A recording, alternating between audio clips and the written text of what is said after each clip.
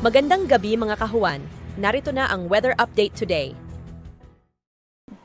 Maaliwalas ang papawirin sa halos buong bansa maliban dito sa mga kaulapan at posibleng mga pagulan sa mga lalawigan ng Basilan, Sulu, Tawi-Tawi. So posible po yung mga pagulan doon na pwedeng maranasan ng ating mga kababayan. Gayun din, very possible pa rin ng mga thunderstorms o pagkid at pagkulog sa ating bansa. Usually sa hapon po ito at gabi at naglalasuyan usually from 5 minutes up to 1 hour.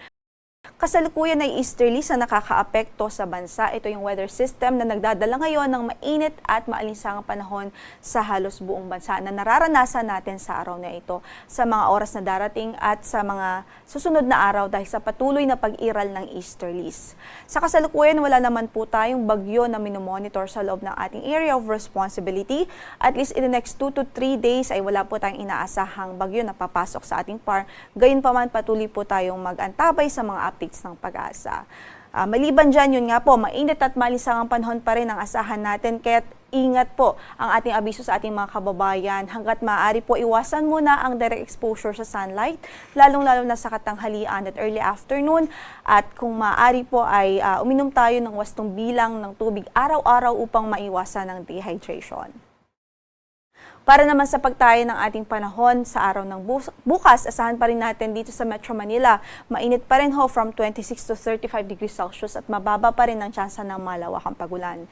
Sa Tuguegarao, mainit din ang ating panahon doon from 24 to 37 degrees Celsius ang inaasahan po nating agwat ng temperatura bukas. Sa Baguio naman ay 18 to 25, sa Lawag ay 24 to 33 degrees Celsius na air temperature habang sa Legazpi City ay 25 to 33 degrees Celsius. Sa Tagaytay ay 23 to 33 degrees Celsius. At kung makikita nga po natin sa ating pagtaya, bahagyang maulap hanggang sa maulap lang ang papawirin. Mababa yung tsansa ng mga malawakang pagulan liban sa mga isolated cases ng mga thunderstorms o pagkidlat pagkulog o panandali ang mga pagbuhos ng ulan.